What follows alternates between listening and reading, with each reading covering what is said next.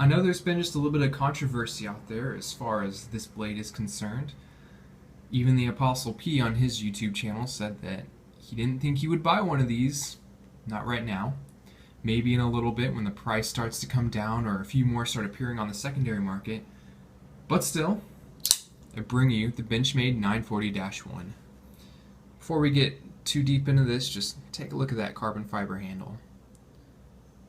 It just gleams and you get the different angles of the fiber and the light, and oh yeah, these blue anodized backspacers. And as far as out of the box appeal goes, this has been the best Benchmade I've had so far.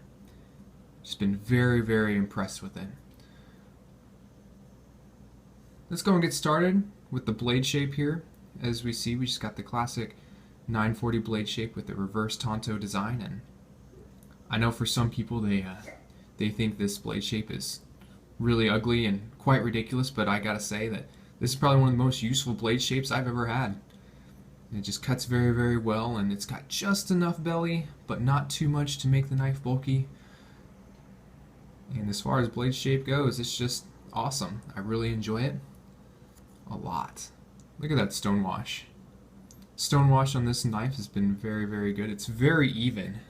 Across the back of the blade, it's rounded off the spine just a little bit, not so much to make it like a Sebenza, just for a mental image there, but it's rounded just enough to make it not sharp. The only imperfection as far as a stonewash that I've found so far is right there. You can see those two little striations there. It came that way from the factory, and I'm honestly not sure what it's from, but it doesn't really bother me at the same time. You don't really see it, and I didn't really notice it until probably the second or third day I had this knife, that those two little marks were there. And that's it on the stonewash. Everything else on it is very nicely done for a knife at this price point, and especially from a company who produces knives at this price point. The only real imperfection I've found on the blade so far is just a little bit of a grind variance right there. It's very thick here and very thick here and a little thin there. I don't think it's the same on the back. Nope, it's very even on the back. And of course, as you see right there, but that doesn't bother me at all. It's a production knife, people. You can't hold the same standards from a production company that you do from custom makers, mid-tech makers. And yes, I'm going ahead and going to include the quality of a Chris Reeve up there in the mid-tech area, even though they are production knives. But the only imperfection I found on the blade at all is right there. And as you can see, that's just kind of grounded at an angle. If you follow Everyday Commentary, read his blog or his YouTube stuff, he got a lemon of one of these knives, and it was a bad one. Just the angles were very poorly ground. He had screws falling out. So that made me very, very nervous about actually pulling the trigger on one of these. But I gotta say, this one has held up great so far with none of those issues at all. So, like I said, that's the only variance as far as the blade goes. Everything else is very nicely done. The stonewash is perfect. Classic thumb studs, which work great. So, way to go, Benchmade, with keeping with what you know. And the blade shape that works. The only thing I gotta say about the 940 is I wish this blade was hollow ground, just because it's not very tall this way, so you don't really get a whole lot of this kind of easy dropping angle on a flat ground blade like you get on a Spyderco. Let's go and move on to the handle here, and as you see, full carbon fiber handle scales. Right there, see? This is not carbon fiber laid over top of G10 like we get in the Sage and the Chaparral by Spyderco. These are full carbon scales. And that's part of what drives the price of this knife up a little bit, is they have to mill these out. And as far as the milling goes, it's done very, very well. They've painstakingly gone and made these two sections just like the original 940, and giving the pseudo bolster up here. Not really sure why they did that. It would have been really cool if they would have made this section titanium, but maybe that's going to come on a sprint run special edition later. Who knows? Would be beautiful though. But these scales are done absolutely perfect. I was a little worried that with full carbon scales that it was going to be just a little bit sharp through here, kind of like a fiberglass whenever it breaks and you get the little glass shards sticking out. But pleased to report that everything is smooth. There's no rough spots, no variances in the carbon fiber. These scales are done absolutely perfect. As we move to the back here with these beautiful blue anodized backspacers, these are also very nicely done. I like them a lot, and they just give the knife just that little extra pop when you look at it, and it makes it very appealing to the eye and not too distracting where people see it in your pocket, but just enough for you. As you see with the pocket clip here, this is not the original pocket clip that came on it. I don't like the original pocket clip on this knife. I think it's very ugly and obtrusive to a very slender knife.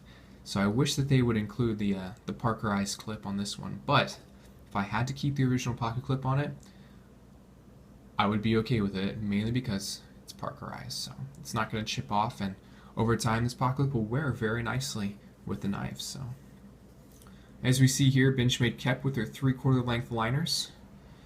This is probably my favorite way a company does liners. You get the strength and rigidity from steel, but you get the lightweight from a lack of liner.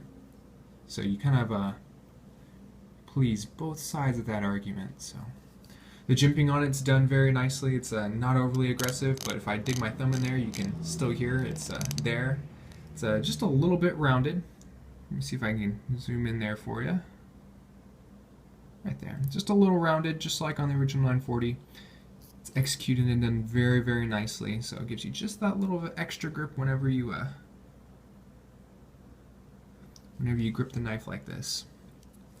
We also just get the classic axis lock, and having this knife now for a little over a month, there's still just a little bit of a grittiness right there from where the axis rubs on that portion of the blade, but as far as the blade goes, very, very smooth when I hold the axis lock back. So there's just a little bit of a wiggle right there, but in my opinion that's a probably healthy wiggle. I know some people don't like it, but in my opinion it's good because it allows the blade to rotate freely and without a whole lot of stickiness. If the blade's too tight because it doesn't use a spacer in the middle like we see on upper end Spydercos, the blade doesn't move at all, so it needs to be just a little loose so it can actuate freely.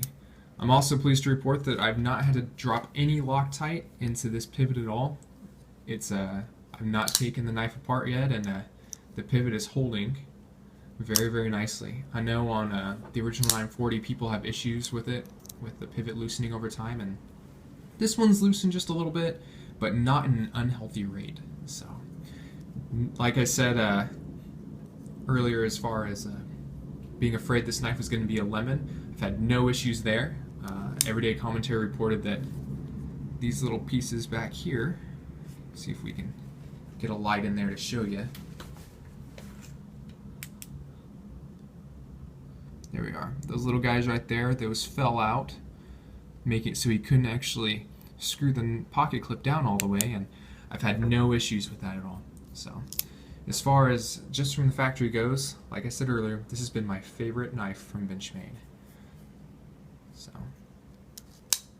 in closing, some of the things I like most about this knife are of course the carbon fiber scales on it, making the knife extremely light. At 2.44 ounces, it just disappears in your pocket. So light. I really like these blue back spacers.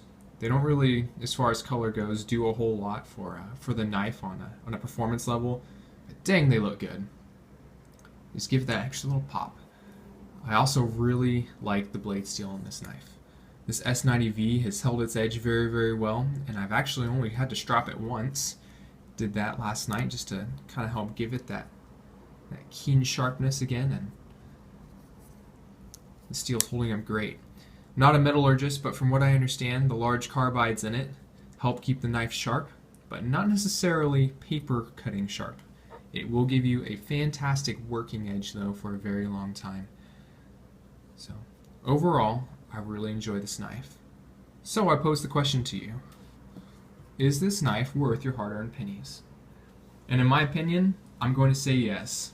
If I lost this knife, given my wife's permission, I would buy another one all over again. I really enjoy this knife a lot, guys. However, how does this knife stack against the original 940? Well, I guess you're just going to have to watch my next video to see my opinion on that. Anyways, guys, Agent Kyle signing you off, bringing you the Benchmade 940-1.